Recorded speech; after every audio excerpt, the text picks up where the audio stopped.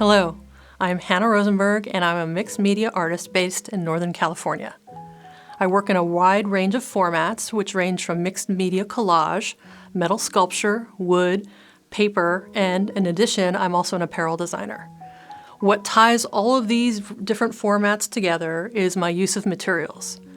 Back in the day when I was in design school, I was not the most well-off of person, so I was forced to use, out of necessity, my imagination and my design ability to manipulate lower quality materials or lower priced materials in order to compete with my more affluent co-students. I was heavily influenced at that time with Japanese culture. There's a book by Irving Penn on the work of Japanese fashion designer Issey Miyake, which really opened my eyes in how apparel can be an art form. It can be sculpture. He manipulated fabrics in ways that were pleated and tied and wrapped. And through that influence and through that inspiration that I received, I was able to take some of those ideas and elevate some more pedestrian fabrics that I could afford to work with and elevate them into something completely different. And you'll see this in some of the images here of my garments. So as you can see on screen, there's a white garment, a jacket that was made, again, very inexpensive fabric that I cut into strips, finished, wove together, tacked it, pleated. I literally made my own fabric. And so that was the lengths that I had gone to in order to evolve the materials that I was using. So it's important to know that this start in how I use my materials carries with me to this present day. As I moved to working with metal sculpture later on after school in the 90s, I had taken some basic metal courses. I'd taken some basic woodworking courses. My grandfather was a carpenter. He gave me my first set of tools and my first saws. I really didn't know what I was doing, but I was shooting from my hip and I was experimenting. And that was all the fun. I think people who are in the know and who are really skilled would be horrified at how I put my materials together, but it works for me. And so again, I was using, in terms of my metal sculptures, and you'll see these here, the chair series that I started in the 90s, where I used wire to wrap, to tie, silver solder, scraps of metal from my friend's machine shop. It was bits and pieces that were accumulated and collected from others who kind of got into the work that I was doing. At that point, I was living in New York City, living in Manhattan, poor as dirt. I didn't know, I was so naive. And New York back then was pre-Disney, so it was very kind of gritty still. I worked on 7th Avenue as my day job. I'm still working full time. I had an apartment on the Upper East Side. It was a 5th floor walk-up, and I had divided that in half. My studio became a studio. So I divided it with a curtain. Half was my living space, half was my workspace. And so I worked with metal, I worked in wood in my studio apartment. If only my landlady knew. When I moved out of that apartment later on, many years later, before I moved to California, and I moved those big bookcases and those big pieces of furniture away from the walls, there was little piles of sawdust in the corners. So it served its purpose for a time, and I created a whole range of chair sculptures out of metal, paper, wood, feathers, you name it. And that series lasted a good 6 years. Also during my time in New York, I had as I mentioned, started working with wood, and my grandfather, who lived in Rhode Island, had a full wood shop, and I would travel to visit him, and he, in his later years, was losing his eyesight. He'd teach me how to use the bandsaws, how to use this, how to use that, and I would just go up for the weekend, and I'm like, see ya, I'll be down in the shop, and I'd be sawing and doing this and doing that. Again, I had no idea what I was doing. I was just experimenting, and I was playing. But on a side note, that interaction with my grandfather was pretty amazing and gave us a dialogue, because as a girl, he didn't really kind of know how to talk to me, but he could talk to me about woodworking and tools. And so he gave me my first set of tools, my first hammer, my first toolbox. Again, I still have all that and I still use it to this day. My metal sculpture, like my apparel, was still using found materials, found objects.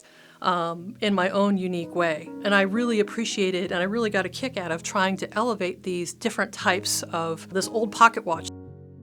When I was working in wood, I was inspired by a book that I saw by Chinese artist Po Sheng Liang, architect and woodworker and sculptor, and how he made these beautiful environments using every little bit of the woods.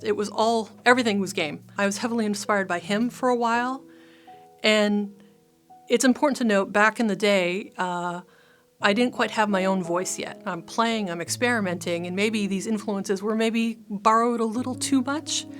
And so now, as I'm an older and more mature artist, I am still trying to find my own voice. And part of that is all about the experimentation and the playing with materials. So after 10 years in New York and being just done with the garment industry, I followed a boyfriend and a job to California. And at that point, in those early days, I declared that, you know what, it's time. I wanted a studio. I mean, like, I really wanted a studio for me. And making that first move to sign that lease at Mark Drive Studios was just an epiphany for me, and what that did for my work and how much it took off from there, having that exposure and that community. So now I have the space. I have a studio space, and the world's my oyster. And so it was almost a literal blossoming of my talent. Because what was I putting on canvas? I was making flowers, like elements of nature. And I was doing these, what I call, my own words, painterly collages. So I'm still piecing together these recycled pieces of paper, and I'm making flowers. But you wouldn't know that they're pieced together unless your nose was right up against the canvas. So as you can see in this instance here, Red Flowers 4, that, you know, from a distance, it looks like a painting, but you get up close and you see all the colors and all the layers and all the texture, and I love that. And that's what excites me. So I was doing this whole series of flowers for a period of time, and at some point there became a second where it's like, boom, I started to transition, not knowing why, but all of a sudden I started merging the floral elements with the more abstracted, gridded background. And it was one canvas where it was a hybrid, and you'll see it here, where you see that's a line of demarcation where my work shifted. And then all of a sudden it went more abstract. Still, there was organic elements in the way I used those more abstract things, but it was a marked line of difference between the before and the after. Having the space at the studio, all of a sudden, my work exploded. Like, I was trying this, I was trying that, and I was having a lot of fun. So the time came where I needed to move studios. And I moved all my gear over to Marin Mocha, and a whole new slew of opportunities and community came to pass, and a whole new shift in my work. Again, I'm working in mixed media collage, and I'm doing cityscapes. And here you'll see two sister pieces, Factory Town, and a bridge runs through it. Even though they're teeny tiny pieces of paper, it's abstracted, there's big gestural movements in each of these pieces. And you'll see that kind of movement through a lot of my work going forward. I then rediscovered my metal tools, and I started incorporating mixed materials into my metal sculpture. And so I'm mixing in disparate materials of metal, of silk and fabric and thread, in addition to the copper and brass, and I'm burning it, and that's a lot of fun if done safely, to make these cool new bird sculptures. And it's like the work is just growing and evolving. And also at that point, I went to the Cleveland Museum of Art and I saw this piece called Lot's Wife by Anselm Kiefer, and it rocked my world. I've never stopped and stared at something for so long in a museum ever. And his use of metal and straw and sand and salt on a canvas, it was huge. It was amazing. And not only was it physically heavy, but also by its subject matter quite heavy. And I immediately went back to the studio and I borrowed some of his materials and I played. And so there's some series on paper that I dabbled in some of his materials of the concrete, the gold leaf and the ink and the sand and the salt, and tried that on. It worked for a period of time, but it was not me. I'm still finding my voice as an artist, and I didn't want to borrow his.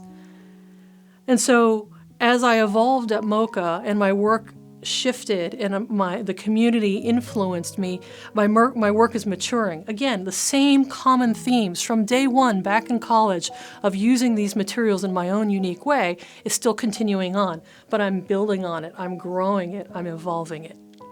With 4 years behind me here at Mocha, things have changed. My work is still somewhat the same, but it's totally evolved. And so currently you'll see in the studio my new bird sculpture. He's halfway done. Again, tying in elements that I've used in the past. I have 2 new canvases that are in work. The one with the floral elements coming back again, finding their way back into my work almost as coming up through concrete, outlined in thread, just taking in those apparel day materials and adding them back to my work. And then this other piece, I'm not sure what I'm going to call it yet, but it's inspired by glaciers and ice and cold. I'm not sure where I'm going to go from here, but I'm excited to see. And so I really thank you for spending this time with me and learning about my work. And I really hope to see you in my studio or contact me through my website someday soon.